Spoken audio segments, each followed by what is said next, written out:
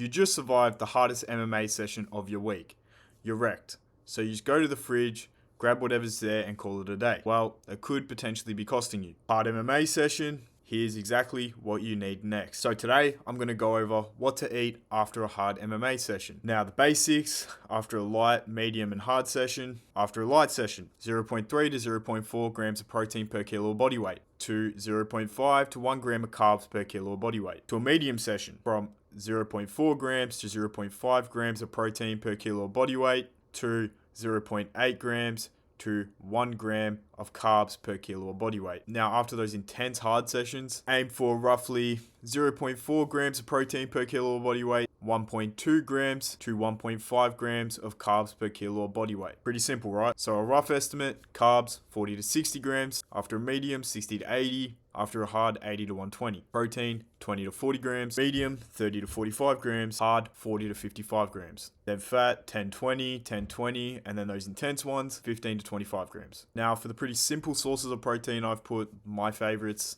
cooked salmon, cooked chicken breast, cooked extra lean beef mince, and protein shakes. Now for the beef mince, I would aim for lean or extra lean, and up to you, it's optional. You can also have a protein shake on the side, which is what I like. Now don't get me wrong, there is many more sources of protein out there. I just stated my 4 favorites and probably majority of the population's 4 favorites. Sources of carbs: white rice, brown rice, normal potato, sweet potato, rice cakes, bananas. Now for me, if I need to get those extra carbs in, I'll have whatever choice of protein I pick with some rice or some potato, depending on the day, whatever I'm feeling. But then right after I eat that, I'll have rice cakes as well and some bananas as a bit of a snack to get those extra carbs. Again, optional, but I like it. Now to get to the more locked in stuff. So now before your sessions, you can use some of these things, but I've just put my favorites. Caffeine can increase reaction time and alertness. As we know, MMA is chaotic. You need to read shots, react fast, and stay sharp. Beta-alanine. Beta-alanine essentially just buffers that burn, that lactic acid feeling. When you're in long scrambles and grinding in the clinch, your muscles build up acid. And that's that burn you feel that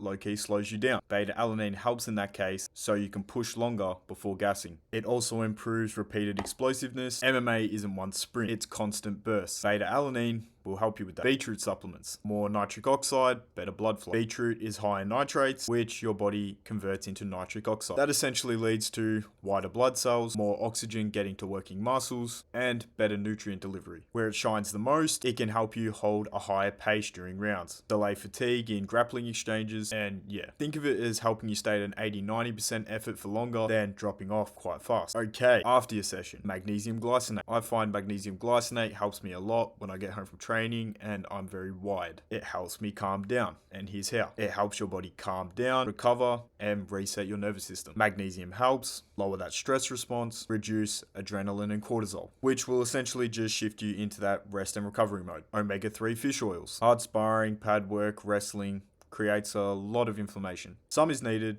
but too much will slow down recovery. Omega-3s help bring that inflammation back down to a healthy range. Can reduce soreness and stiffness and will help you recover between sessions faster. Electrolytes. I think everybody and their mum knows why electrolytes are important after a hard session. Because when you sweat, you're not just losing water, you're losing sodium, potassium, chloride, and magnesium. Electrolytes help essentially pulling that water back into your muscles. Will help restore that fluid balance and will just rehydrate you more faster and more effectively. Creatine monohydrate. After a hard session, your body is in a breakdown mode. Creatine obviously helps preserve muscle, support strength adaptations, and will just improve quality training over time. Creatine obviously pulls water into the muscle cells, which then will support recovery, improve muscle function, and can reduce that flat feeling. But taking it after training once does not help. It's about consistency and daily saturation. Timing, pre and post, doesn't really matter all that much, but consistency is everything. Now, if you want help with your nutrition or your diet,